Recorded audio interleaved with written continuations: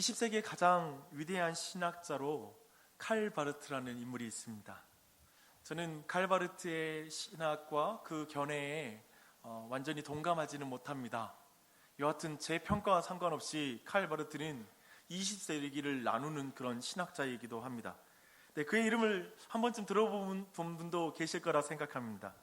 근데 2008년 칼 바르트의 유족들이 1925년부터 10년 동안 바르트와 그의 비서인 폰 카르슈바움이라는 비서와 오갔던 편지가 공개되었습니다.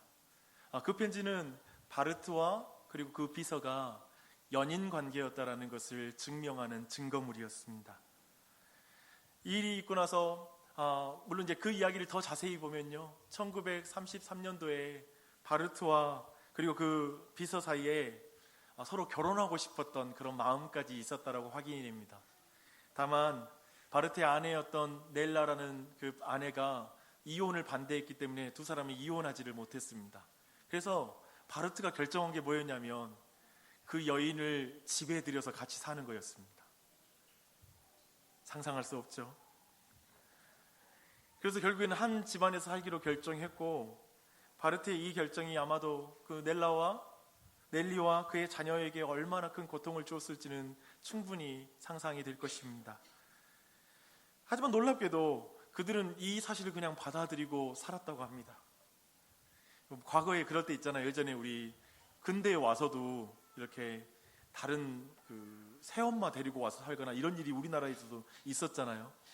다만 이 두 사람의 관계가 유가족뿐만 아니라 사실 이 일이 공개되고 나서 많은 사람들에게 큰 당혹감이 되었습니다. 그 중에 바르트의 그 위대한 저작물에 영향을 받았던 사람들에겐 큰 충격이었죠.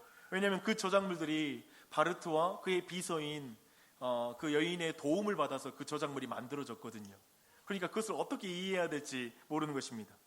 바르트 자신이 그렇게 외쳤던 기독교 윤리학과 이 사실, 이 현실이 어떻게 조화되어야 되는지에 대한 질문이 있었습니다. 이제 그 저작물을 쓰레기통에 버려야 되는가? 아니면 그의 삶과 그의 저작물을 따로 분리해서 평가해 줘야 되는가? 라는 질문을 하는 것이죠. 여기에 대한 여러분의 입장은 무엇입니까?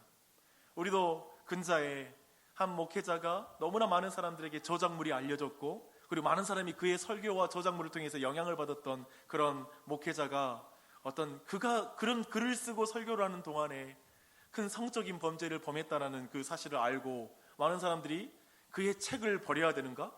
그때 내가 설교를 듣고 받았던 은혜는 뭔가? 라는 질문을 하고, 이걸 그 사람과 분리해서 이해해야 되는가? 함께 묶어서 생각해야 되는가? 이런 평가에 대한 기준 때문에 혼란스러웠을 것입니다.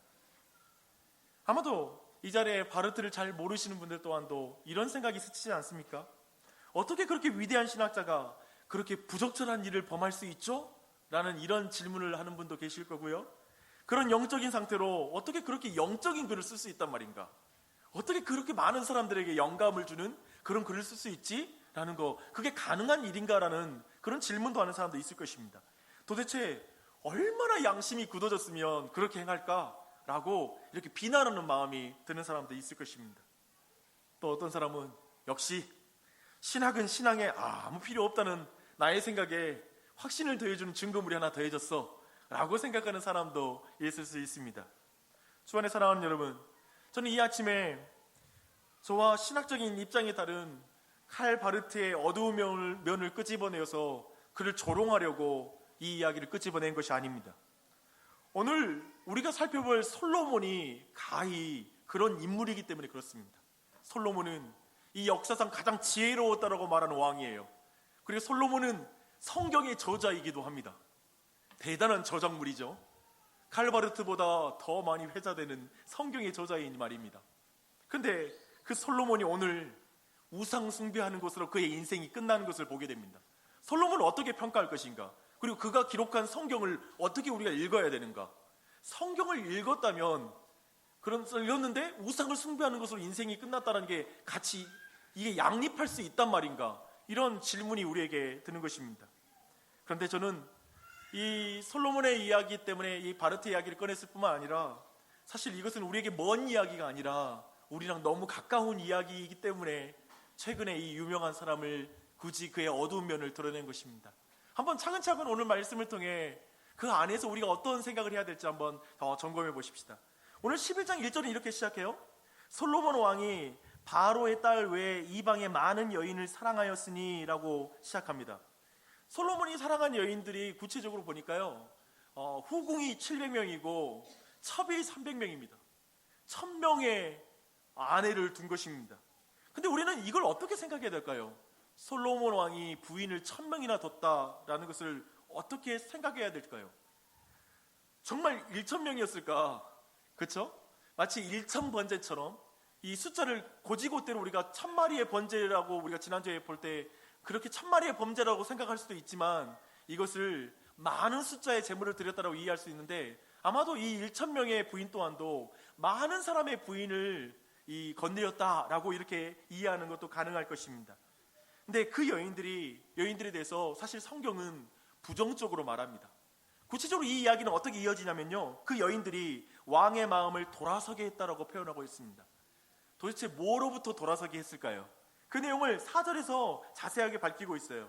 솔로몬이 나이가 많을 때 그의 여인들이 그의 마음을 돌려 다른 신들을 따르게 하였다라고 말합니다. 지금 이 1000명의 여인들이 나이 늙은 솔로몬의 마음을 하나님께로부터 돌이켜서 다른 신들에게로 돌이켰다라고 말하고 있는 것입니다. 근데 저는 여기에서 좀 이 나이 많은 솔로몬이라는 표현에 좀 주목해 봤으면 좋겠습니다. 사실 이 표현에 이어지는 내용들을 쭉 살펴볼 때요, 사실 나이 어린 솔로몬의 통치 초반, 거기와 대조해 주는 그런 의미가 있어요. 즉 3장의 내용을 자연스럽게 연상을 시키거든요. 3장은 우리가 살펴봤던 내용입니다. 우리가 통치 초반에 이제 솔로몬이 1000번째, 1000마리의 번제를 하나님께 드리고 하나님께 지혜를 달라고 기도하는 장이 3장에 나오는 그 내용입니다. 근데 열왕기의 저자는 솔로몬 통치의 초기와 통치 말기를 의도적으로 표현하는 단어들로 계속 대조하고 있어요. 한번 그 증거들을 보게요. 하나님께서 열왕기 저자를 통해서 강조하는 메시지를 전체적으로 요약해서 한번 말해볼게요. 이런 말입니다. 젊었을 때 솔로몬 너는 1000번째 곧 1000마리의 제물을 하나님께 드려 예배했던 너가 나이가 많아 1000명의 후궁과 첩을 통해 결국 우상을 숭배하는 자가 되었다. 지금 이 1000이라는 단어를 통해 대조를 하는 거예요. 젊었을 때 솔로몬과 나이 늙었을 때 솔로몬이 전혀 다른 일을 하고 있다는 것이죠. 그리고 또 이렇게 표현해요.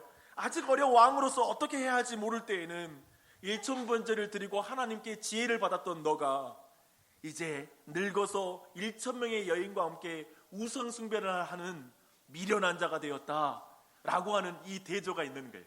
젊었을 때 한때 너는 지혜로웠으나 이제 나이 늙어 너는 너무나 어리석게 되었구나 라는 그런 대조를 하고 있는 것입니다. 이것에 대해서 오늘 1절 말씀 있잖아요. 11장 1절 말씀에는 매우 중요한 단어가 하나 있어요. 그게 3장하고 또 대조를 이루어요. 그 말이 뭐냐면 솔로몬 왕이 바로의 딸 외에 이방의 많은 여인을 사랑하였다라는 이 표현입니다. 이게 아하브라는 히브리어인데요, 여기에서 사용되는 이 아하브라는 사랑이라는 단어가 이 열왕기상 3장 3절에 그대로 나와요. 거기에서는 솔로몬이 여호와를 사랑해서 기브온에서 1000번제를 드렸다라고 이해를 해요. 여호와를 젊었을 때는 사랑한 거예요. 근데 이제 나이 늙어 이방 여인을 더 사랑한 거예요. 젊었을 때는 하나님의 말씀을 더 사랑했어요. 그래서 말씀을 이루는 지혜를 달라고 말해요. 근데 이제 나이 늙어서는 여인의 말을 더 사랑하는 사람이 되었다라고 말하는 것입니다. 이 말을 종합하면 오늘 말씀 제목이 되는 거예요. 한때 지혜로웠던 왕이 어리석어졌다. 그렇죠? 이게 아마 지금 열왕기상 11장의 전체적인 어떤 그런 분위기입니다. 우리는 젊었을 때 되게 총명하고 바른 판단을 내리는 지도자였으나 나이가 늙어서 노욕에 가득 찬 지도자로 변하는 모습 보고 실망했던 경험들이 있을 것입니다. 교회에서도 그 경험이 있을 수 있고요, 주변의 어떤 사람일 수 있습니다. 안타까운 것은 이런 변화가 세월의 무게를 통해서도 있을 수 있잖아요. 제가 예전에 말씀드렸잖아요. 목회자도 한 65세 이상 되면 갑자기 총명이 흐려져요. 개인적으로 저도 65세를 기준으로 삼고 있어요. 제 은퇴 시기를 65세로 생각을 하고, 이게 매우 사람이라는 게 이 나이의 세월의 이 무게를 다 비껴나가기 쉽지 않다는 생각을 하게 됩니다. 근데 그런 나이로도 사람이 변하겠지만 한편으로는 어떤 자신의 위치로도 사람이 바뀌는 것 같습니다. 평사원일 때에는 그렇게 친절하고 자상했던 사람이 갑자기 완장을 차니까 어떤 지위에 오르니까 그렇게 차갑고 딱딱한 사람으로 갑자기 변하는 것이죠. 그래서 사람들은 이런 말을 해요. 야, 그 사람 예전에는 참 겸손했는데 세월 지나니까 사람 무서워지네. 사람 그 직분 맡으니까 사람 무서워지네. 많이 바뀌었네. 라고 이렇게 말하는 경우를 봅니다. 그러면서 이렇게 말하죠. 나이가 사람을 바꿔. 그리고 또 위치가 사람을 바꿔. 라고 이렇게 평가하기도 합니다. 어떤 시점에 따라 사람이 확 바뀐다고 우리는 생각하는 거예요. 그러나 저는 솔로몬의 경우도 그렇고요. 우리의 인생을 찬찬히 살펴볼 때 사람이 그렇게 갑자기 바뀌지 않는다라고 저는 생각합니다. 생각해 보십시오. 지금 1,000명의 여인을 솔로몬이 뒀다고 하잖아요. 근데 1,000명의 여인을 한순간에 둔 게 아니에요. 매우 오래전부터 한 명씩 결혼하면서 사람을 세우다가 1,000명이 된 거예요. 굉장히 긴 세월 걸린 것입니다. 그래서 3장을 보면요, 솔로몬이 나이가 어렸을 때 애굽왕 바로의 딸과 혼인했다고 3장 1절이 말하고 있어요. 그것과 동시에 이제 3절에서 있잖아요. 여호와를 사랑하여서 1,000번째 드렸다가 동시에 기록되고 있어요. 저는 이게 굉장히 중요하다고 생각해요. 즉 성경은 일찍부터 솔로몬의 마음이 나누어져 있다라고 말하고 있는 거예요.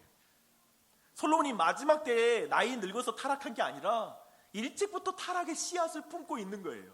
오래 품고 있다가 마지막 나이 들어서 그게 폭발한 거예요. 여기에 더하여 많은 수의 마병을 가지고 있었다라는 것, 그것 또한 더 거듭해서 성경이 강조하는 것입니다.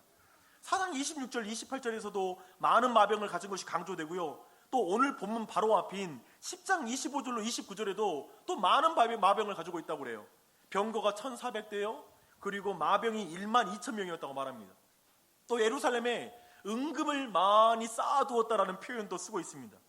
우리는 지금 몇 번의 설교를 통해서 이렇게 많은 수의 말과 병거, 은금을 쌓아두는 것, 많은 아내를 두는 것이 신명기 17장의 말씀, 즉 하나님께서 왕에게 명령하신 금했던 것들을 솔로몬의 그 통치 기간 내내 중간마다 성경이 의도적으로 기록하고 있다는 걸 우리는 살펴봤습니다. 계속 말한 게 뭐예요? 솔로몬은 마지막에 늙어서 타락하지 않았다는 거예요. 나이 늙었으니까 타락한 게 아니라 아주 젊었을 때부터 그의 세계관과 가치관 속에 타락의 씨앗을 품고 있었던 거예요. 그게 조금씩 자라다가 이제 나이 늙어서 이제 완전히 거기에 사로잡혔다라고 이해하는 게 성경을 바르게 해석하는 것이 될 것입니다. 대형 사고를 만나기 전에 징후를 보인다라는 법칙이 있어요. 하인리 법칙이에요.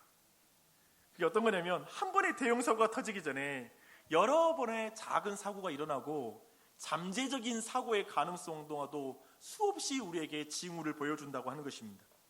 이 법칙은 그냥 자연현상과 그리고 사회현상에만 적용되는 법칙이 아니에요. 저는 이것이 영적으로도 적용된다고 생각합니다.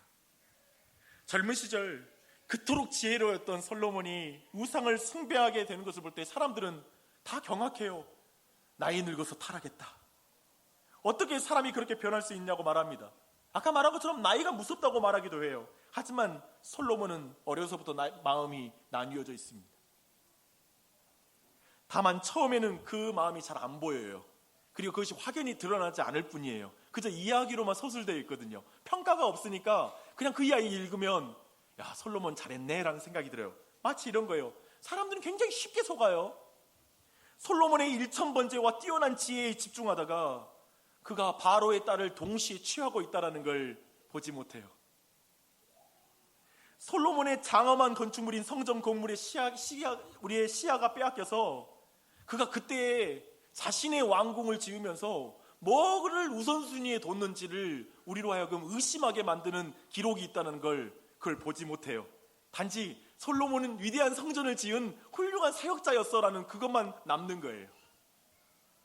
스바의 여왕이 솔로몬을 찾아왔을 때 제가 찬찬히 말씀 보니까요, 스바의 여왕은 솔로몬에게 그 솔로몬의 지혜를 보면서 뭐라고 하냐면 여호와께서 당신에게 주신 지혜라고 말해요. 물론 이것을 영적으로 받아들일 필요는 없어요.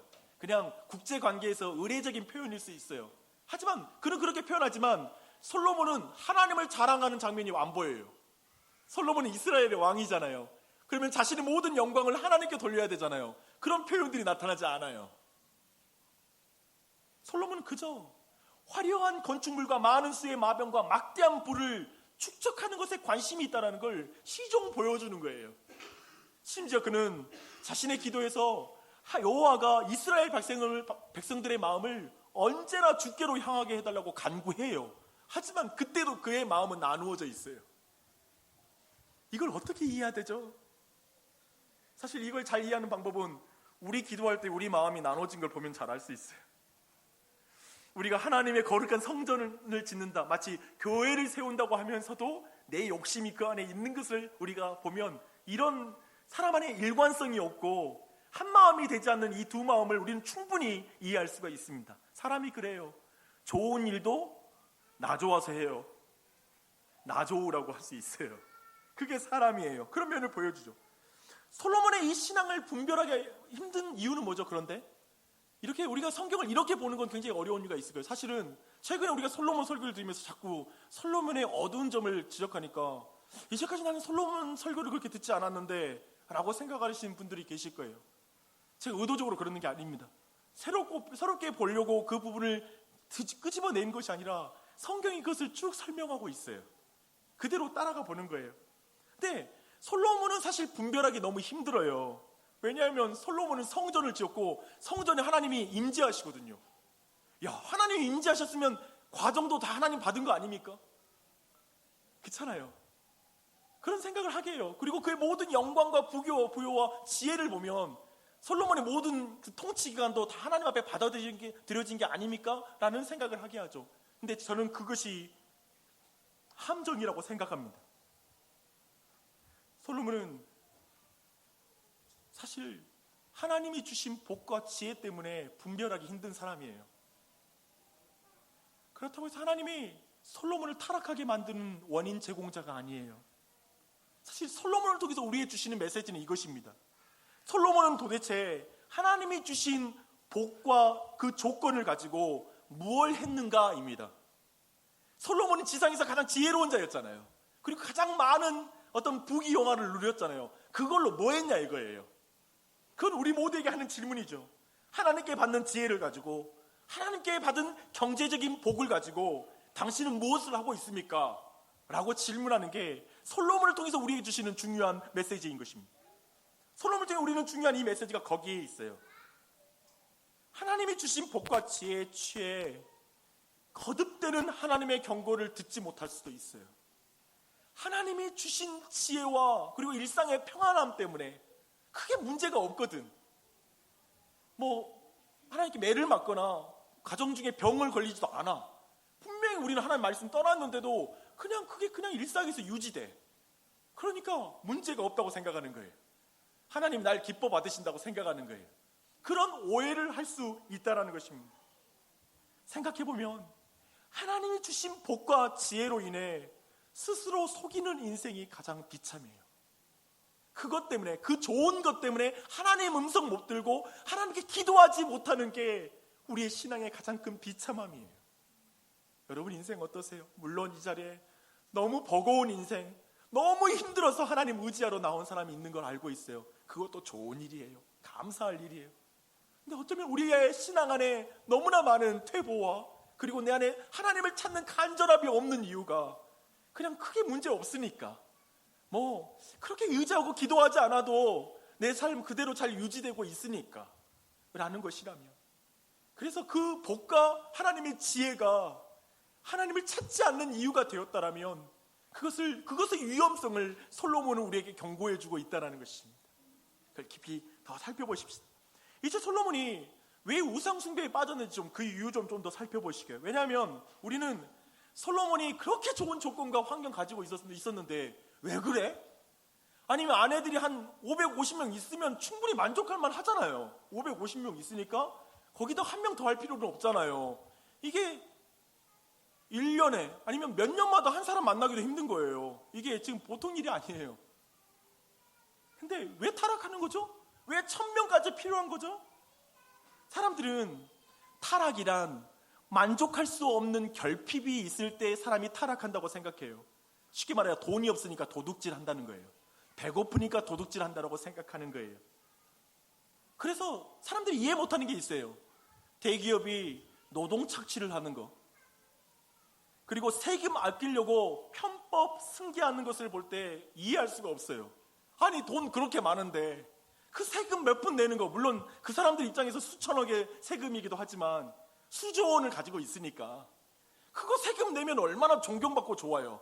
우리는 결핍으로 죄를 짓는다고 생각하니까 그 정도 가졌으면 만족하고 더 이상 죄를 지으면 안 된다고 생각을 해요.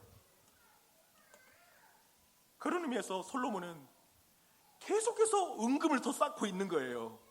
솔로몬은 계속해서 더 많은 마병을 끌어모으고 있는 거예요. 그리고 1,000명의 여자까지 끌어모으고 있는 거예요.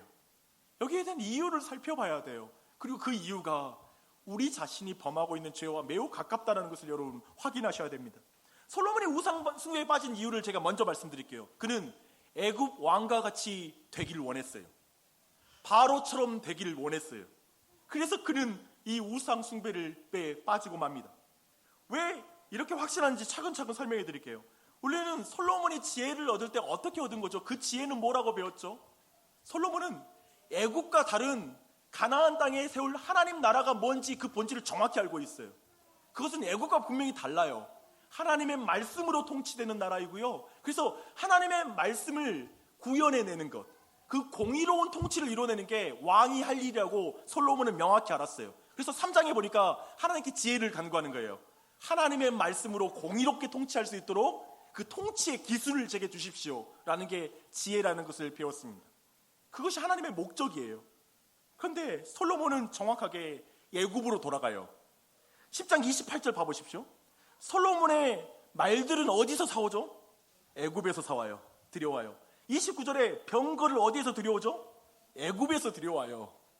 그리고 솔로몬이 가장 먼저 결혼한 이방 여인은 누구죠?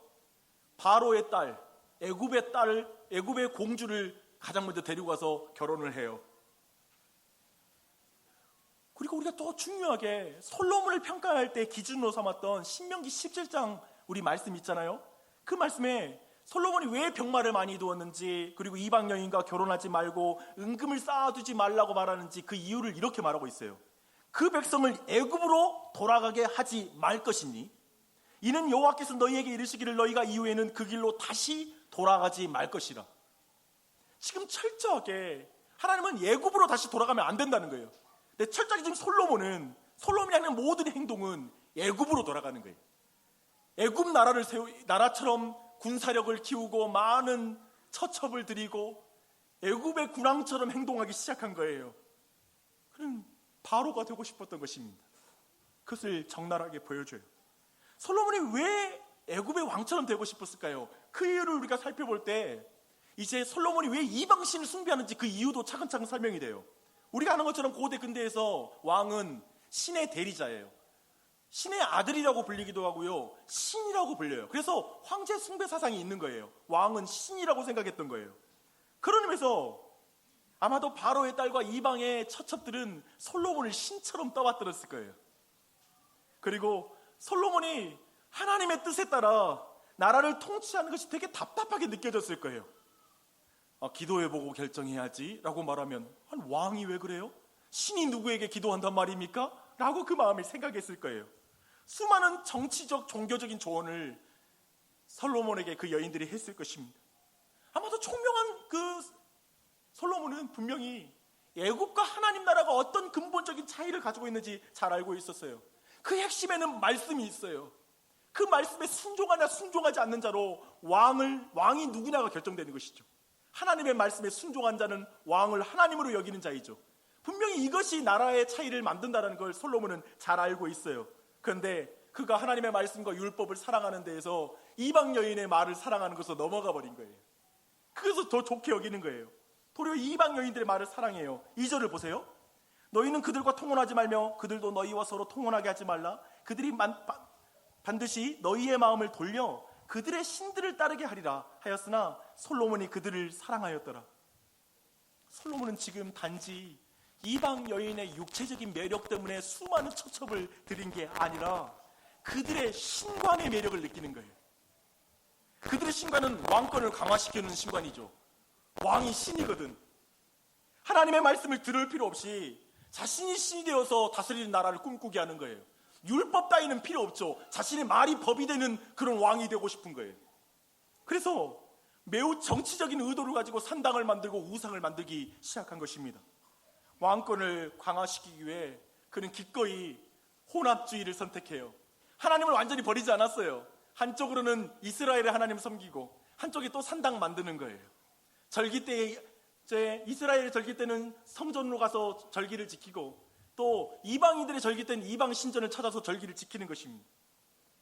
그때에도 하나님은 2번이나 그에게 나타나 다른 신을 따르지 말라고 계속 경고하세요.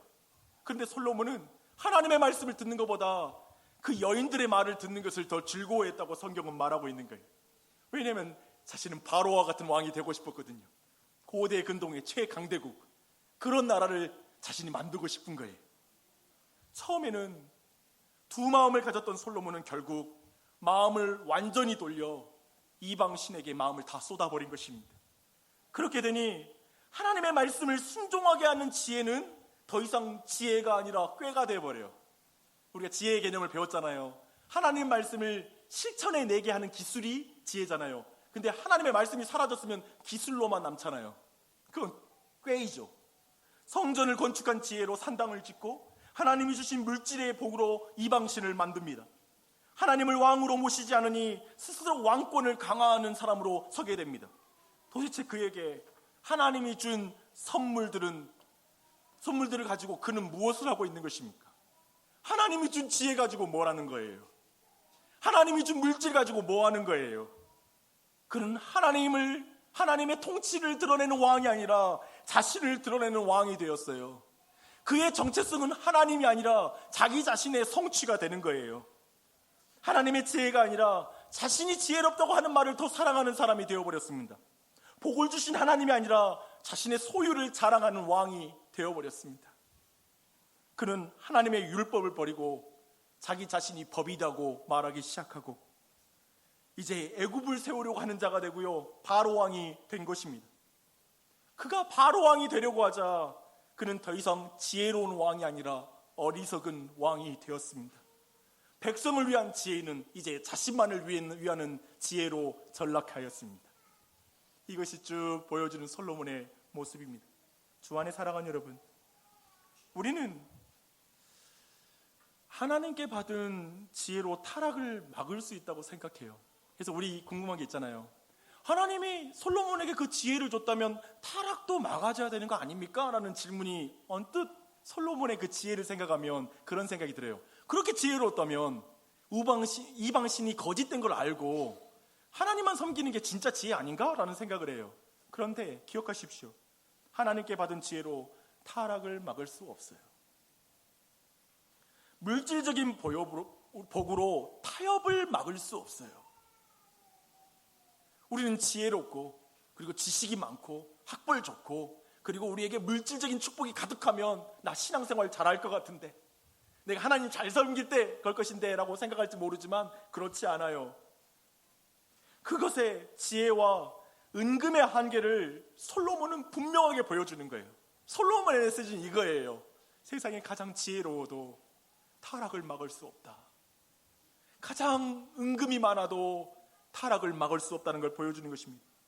근본적으로 우리가 애굽 왕이 되고 싶다면 하나님께 받은 지혜와 복들은 하나님을 떠나는 힘으로 돌변해버려요. 똑똑해서 하나님 무시할 수 있는 거 아시잖아요. 자고로 예수님 안 믿는 가능성은 너무 똑똑하면 안 믿어요. 자기 힘대로 웬만큼 도전하면 다 되는 사람이 주님을 더욱더 거절해요. 그렇잖아요. 왜냐하면 참된 지혜는 하나님의 말씀을 구체적으로 실천하는 기술이기에 하나님의 말씀이 사라지면 지혜는 지혜가 아닙니다. 만약 여러분 안에 하나님의 말씀을 그대로 이루고 싶고 하나님의 말씀에 순종하고 싶어하는 마음이 사라지면 여러분에게 주신 모든 지혜는 지혜가 그것은 사라질 것입니다. 저는 솔로몬의 자만을 좀 주목했으면 좋겠어요. 저는 그는 하나님의 경고의 말씀에도 불구하고 아마도 자신은 이걸 통제할 수 있다고 생각한 것으로 보여요. 그렇잖아요. 아내를 들여도 나는 하나님 안 떠나, 이들의 말에 넘어가지 않아 라고 생각했던 것으로 보입니다. 자기는 하나님을 배교하지 않는다라고 생각한 것이죠. 그는 자신의 지혜와 자신의 능력을 과신한 것은 아닐까요? 여러분 어떠세요? 좀 이 말하면 또 저는 솔로몬처럼 가져가지고 과신이라도 해봤으면 좋겠네요. 아니요, 지금 솔로몬이 역설적으로 강조하는 건 그게 아니에요. 솔로몬은 가장 큰 지혜와 가장 큰 조건을 가지고 있어도 실패할 수밖에 없다는 걸 보여주는 거예요. 도리어 굳이 거기까지 너가 가져서 솔로몬같이 돼서 이 상황 판단하려고 하지 말고 솔로몬도 너희들의 인생을 조망해라. 너가 그렇게 지금 열심히 돈을 벌고 있고 열심히 수고하고 있고 뭔가를 추구해 나가는 그 이유가 뭐냐? 과연 너가 그렇게 추구해 나가서 학벌과 수없이 많은 스펙을 가지려고 하는 그 이유가 뭐냐? 그것이 너를 행복하게 만들어줄 수 있다고 생각하는 거 아니겠느냐? 근데 과연 솔로몬을 봐라. 정말 그랬더냐? 그것으로 스스로 왕이 되었을 때 그에게 내가 준 모든 선물 또한도 쓰레기처럼 돼버리지 않느냐? 그런 거 있잖아요. 너무 많은 것을 가졌는데 제대로 안 살면 너무 안타깝잖아요. 가진 것이 너무 많을수록 잘못 살면 너무 속상하잖아요. 지금 도리어 솔로몬은 우리에게 그걸 말해주는 거예요. 내가 너에게 그렇게 선물을 많이 줬는데 자꾸 없다고 말하는 거, 자꾸 불평하는 거. 난 이것도 없고 남편도 부족하고 아내도 부족하고 내 애들은 이런 게 부족하고 난 왜 이렇게 불행한 조건이 많죠 라고 말하는 그 마음을 향해 말하는 거예요. 내가 내게 준 것이 왜 없냐? 내가 내게 준 것이 왜 없냐? 라고 말하고 있는 것이죠. 남편이 바뀌어서 내가 행복하겠느냐? 아이들이 성공하면 네가 어느 정도 행복할 수 있겠냐? 그게 너를 완전히 만족시킬 수 있다고 생각하느냐? 아니, 하나님을 왕으로 모시지 않는 마음에 무엇을 넣어도 인간은 만족할 수 없단다. 솔로몬을 통해 봐라. 솔로몬을 봐라. 솔로몬을. 이제 전체 말씀을 정리하겠습니다. 저는 솔로몬의 인생 전체를 평가할 때 좀 이 말이 기억이 났습니다. 제가 이런 말을 만들어 봤어요. 한 번 오르면 항상 옳은 것인가? 한 번 아니면 항상 아닌 것인가? 그런 거 있잖아요. 솔로몬의 인생을 딱 볼 때 바르게 행할 때도 있어요. 그런데 그 안에 잘못된 것도 있어요. 저는 이 모든 걸 좀 분리해서 봤으면 좋겠어요. 우리는 솔로몬의 인생에서 아름다운 지혜와 업적 그리고 함께 그림자를 함께 봅니다. 근데 우리 모두는 여기다 대놓고 질문하는 건 결국 이거더라고요. 그래서 목사님, 솔로몬은 구원 받았나요? 이 결국 질문 또 여기로 가요.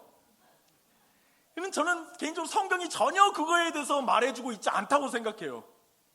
성경이 솔로몬을 통해서 강조하는 것은 무엇입니까? 그리고 솔로몬을 통해서 우리에게 주는 메시지가 무엇인지를 주목하십시오. 솔로몬은 우리 자신이 처음과 나중에 다룰 수 있다고 말하는 거예요. 솔로몬은 하나님이 우리를 위해서 너무나 많은 선물을 줬는데 불구하고 그 선물이 자기가 왕이 되었을 때 모두 허망하게 된다는 걸 보여주는 거예요.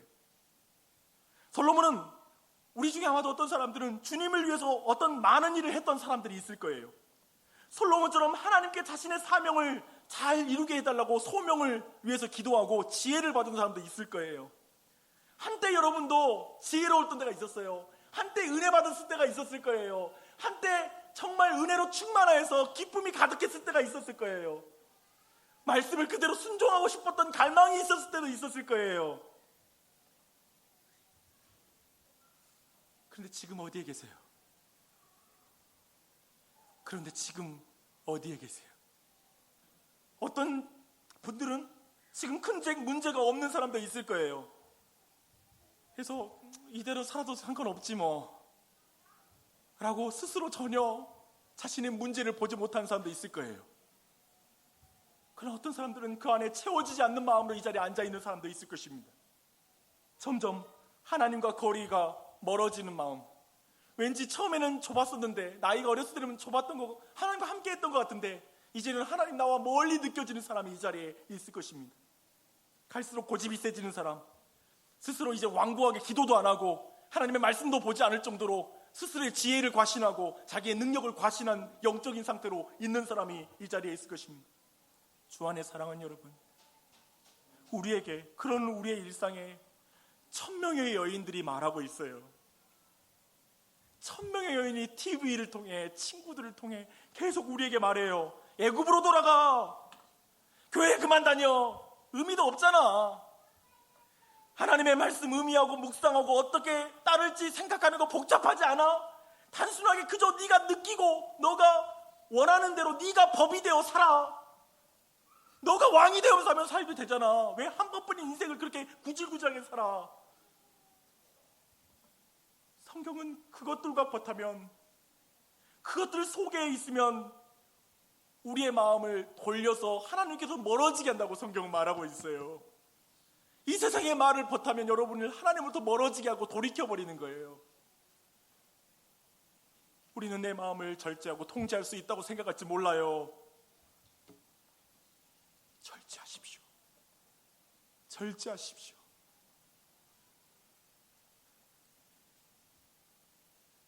자만감을 가지지 말고 분별하십시오. 하나님의 말씀보다 더 지으려고 하지 말고 하나님의 능력보다 더 능력 있으려고 하지 마십시오. 이 두 가지는 성경 안 보는 것과 기도 안 하는 것으로 딱 드러나요. 하나님보다 지혜롭다고 생각하는 사람은 성경을 안 봐요. 성경을 더 공부할 욕망을 안 느껴요. 이제 아는 거로 충분한다는 생각이 너무 지배적이야. 뭘 알아? 목사도 모르는데. 그거 아세요? 목사는 모르겠다고 죽겠는데 성도들은 다 알겠대. 나 교회에서 많이 배웠다고. 항상 이 기준이 뭔지요? 실천하지 않으려면 배울 필요가 없다는 거예요. 저는 이 말이 오늘날 성도들을 다 망친다고 생각해요.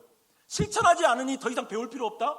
그거 아세요? 성경은 말씀을 통하여 믿음이 들어와서 실천하는 거지, 실천해서 말씀이 들어오는 게 아니에요. 이해되세요? 그런 의미에서 볼 때 우리는 끊임없이 말씀을 봐야 회복이 돼요. 삶이 사라지는 거야. 말씀을 통해 하나님 날 사랑하는 걸 알게 되니까. 말씀은 늘 날 사랑한다는 말씀이니까.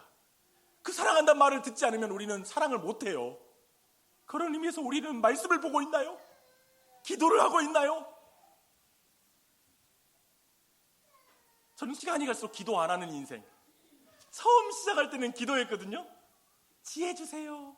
저는 어린아이와 같은 자예요 라는 기도를 드렸어요. 근데 이제 나이가 들어서 기도를 안 해요.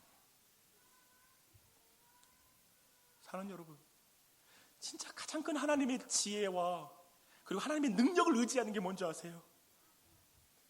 자신이 처음과 나중이 다른 것 같고 다 잃어버린 것 같고 나의 솔로몬과 같은 똑같은 사람인데 나에게 필요한 건 예수 그리스도의 지혜와 그분의 능력이야. 그분의 보혈의 능력이야. 그 예수 그리스도의 그 지혜와 능력만이 내게 필요해라고 고백하는 것. 그가 진정 왕을 인정하는 거예요. 자신이 왕이 아니라는 걸 인정하는 것이 그거예요. 여러분은 왕이 아니에요. 여러분의 왕은 예수 그리스도세요. 그분을 의지하세요. 그분을 붙잡으세요. 예수 그리스도가 여러분의 마음에 거하시는 걸 믿으세요. 그 성전이라는 걸 믿으세요. 그 예수를 붙잡으세요. 일관성 없는 나를 위해서 신실하게 하나님의 말씀에 순종하신 예수 그리스도. 처음과 나중이 다른 나를 위해 처음부터 끝까지 동일하게 날 사랑하신 분. 사명을 잃은 나를 위해서 자신의 사명을 분명히 주관하시고 십자가에 달려 죽으신 예수 그리스도. 하나님보다 더 지혜로운 것처럼 살아가는 나를 위해 하나님의 말씀에 항상 순종함으로 하나님의 율법을 성취하신 예수 그리스도. 하나님의 능력보다 더 큰 능력을 가지고 있는 것처럼 기도하지 않는 나를 위해 끊임없이 하나님께 기도하며 하나님께 능력을 달라고 하시면서 그분의 십자가의 길을 걸으신 예수 그리스도. 그분의 모든 구속과 사랑이 바로 죄인인 나를 위하여, 솔로몬과 같은 나를 위한 그 사랑인 것을 믿으십시오. 그 예수님을 만나십시오. 그것만이 우리의 마지막을 보장해요. 저는 이런 말 별로 안 좋아해요.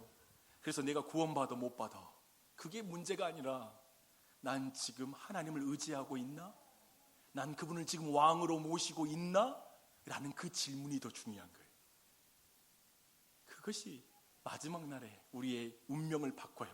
지금 따라갈 땐 예수 안 믿는 사람 구분이 안 돼요. 그래서 많은 사람들이 세상으로 넘어가요. 예수 안 믿어도 잘 사네, 큰 문제 없네, 라면서 세상으로 넘어가요. 기억하세요. 마지막 날에는 신앙이 확 구분돼요. 분명히 구분돼요. 하나님 앞에 양과 염소로 나뉘어요. 그날은 확연히 드러날 거예요.